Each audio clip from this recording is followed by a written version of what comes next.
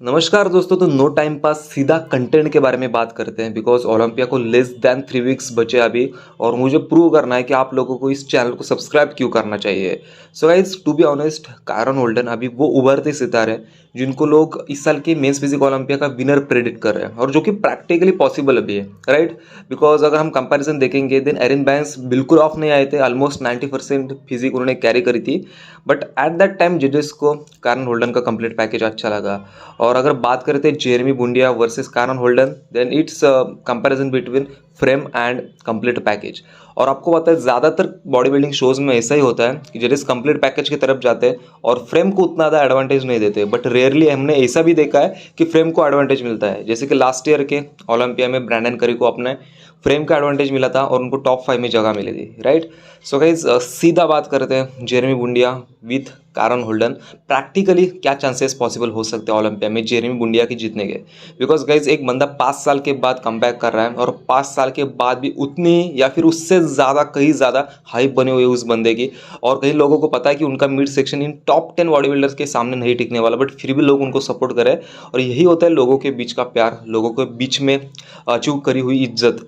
So guys let's talk about Jeremy Buendia versus Kyron Holden. So guys जैसे कि मैंने कहा, it's frame versus complete package. You guys just look at this photo. First of all आपकी नज़र Jeremy बुंडिया के wide shoulders पे जाएगी, उनका जो मिड डेल्ट डेवलप्ड है as compared to Kyron Holden उस पे जाएगी।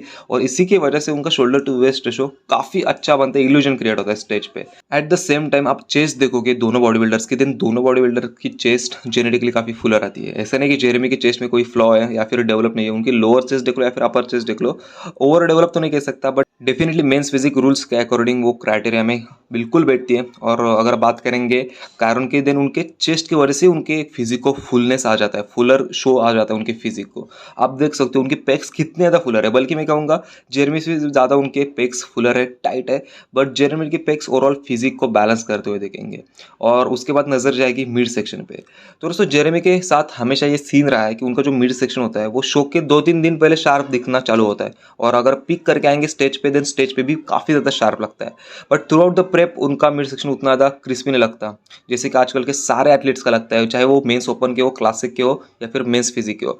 और वहीं पे आगे चले जाते कायरन होल्डन, बिकॉज उनका एक कोर है, वन ऑफ द रीज़न जो वो जीते एरिन बैंक्स के साथ, बिकॉज उनका कोर काफ़ी टाइट था, जो उनके लैट्स का सीधा इंसर्शन आके उनके ऑब्लिस के मसल्स के साथ जुड़ता है। वो एक फिजिक की ब्यूटी सिमेट्री काफ़ी अच्छी लगती है मुझे पर्सनली।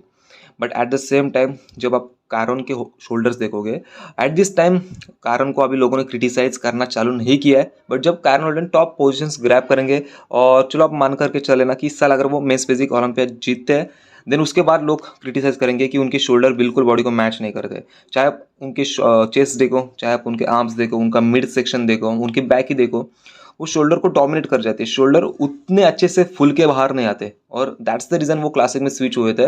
बट फिर से जजेस को उनकी फिजिक पसंद आई। सो गाइस मुझे लगता है कि वो अभी मेंस फिजिक में ही रहेंगे जब तक उनको प्रायोरिटी मिलती रहेगी और जब तक उनकी बॉडी साथ देती रहेगी। और इसीलिए मैंने वीडियो के स्टार्टिंग में कहा, it's frame versus complete package. Complete in the sense उनके शोल्डर्स उतने भी ज़्यादा वीक नहीं है कि उनको प्रायोरिटी ना मिले, डेफिनेटली उतने वीक होते देन उनको कभी जीत नहीं मिलती एरिन बैंक्स के अगेंस्ट। बट फिर भी उन्होंने जीत लिया शो को। सो गाइज यही मैटर करता है कि जजेस को कौन से दिन पे कौन सी फिजिक पसंद आती है। हो सकता है कि इस साल के ओलंपिया स्टेज पे जजेस को फिर से जेरेमी की फिजिक अच्छी लगने लगे, बिकॉज गाइज जेरेमी एक फ्रेम है जिस फ्रेम के सर्च में अभी 5 साल चले गए जजेस के लिए, बिकॉज उनके फ्रेम का कोई एथलीट मिला नहीं। अगर बात करोगे एरिन के, दिन डेफिनेटली दोस्तों एरिन के शोल्डर्स वाइड है और इसलिए उनको प्रायोरिटी मिली। Brandon Hendrickson is complete guy.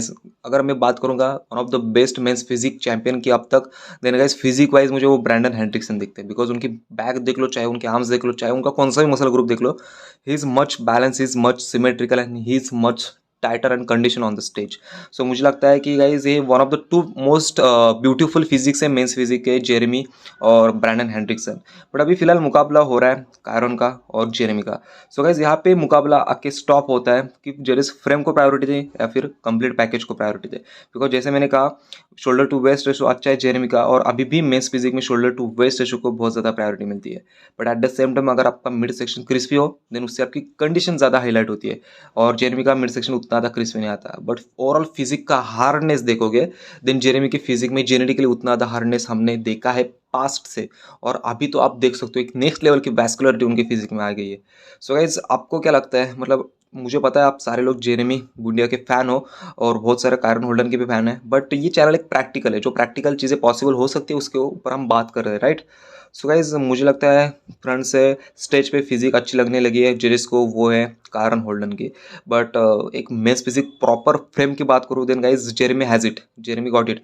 Because guys men's physique body building से ही आया हुआ स्पोर्ट है, आया हुई कैटेगरी है, बट वो खुद को डिप्रेशिएट करता है फ्रेम के बलबूते पर, और वही फ्रेम शो करी थी 2014 से जेरेमी ने 2017 तक, और इसीलिए जेरेमी इंडिया काफ़ी बड़ा नाम है बॉडी बिल्डिंग में।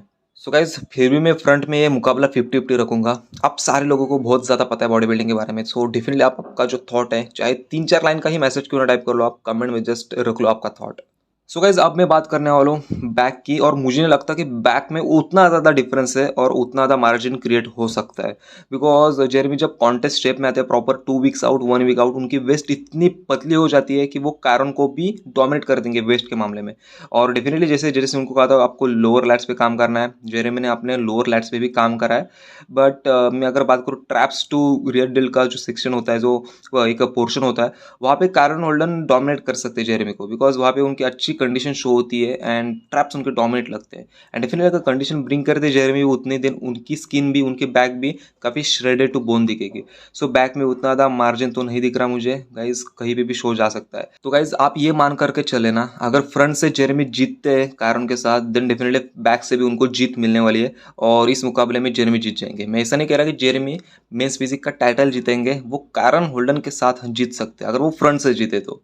सो गाइस आपको क्या लगता है, जिस प्लेस के वो दावेदार थे, जिस प्लेस के वो डिजर्विंग थे, उनको हमेशा वो प्लेस मिली नहीं, एक बार उनको थर्ड पोजीशन डेफिनेटली मिली थी, बट इस साल आपको लगता है कि वो डियोगो को हरा सकते हैं, ब्रैंडन को हरा सकते हैं, एरिन को हरा सकते हैं? बिकॉज डेफिनेटली एरिन को तो उन्होंने हरा ही दिया है अभी 4 हफ्ते पहले। So guys what's your view on this, और ये कंटेंट कैसा लगा आपको? बिकॉज ऐसे ही कंटेंट्स में लाने वाला हूँ क्लासिक में, मेंस ओपन में, और उनका कंपैरिजन हम करेंगे, टेक्निकल वाइज करेंगे, जो एक रियलिस्टिक होता है, लॉजिकल होता है, उसके ऊपर हम बात करेंगे। सो कंटेंट अगर पसंद आता है देन चैनल को सब्सक्राइब कर सकते हो, वीडियो को लाइक करना और एक प्यारा सा कमेंट जरूर छोड़ देना गाइज, एंड डेफिनेटली अपने दोस्तों के साथ शेयर करना, बिकॉज चैनल को सब्सक्राइब चाहिए यार गाइज मुझे। So thank you so much for watching it, see you soon, love you all and stay tuned for the next.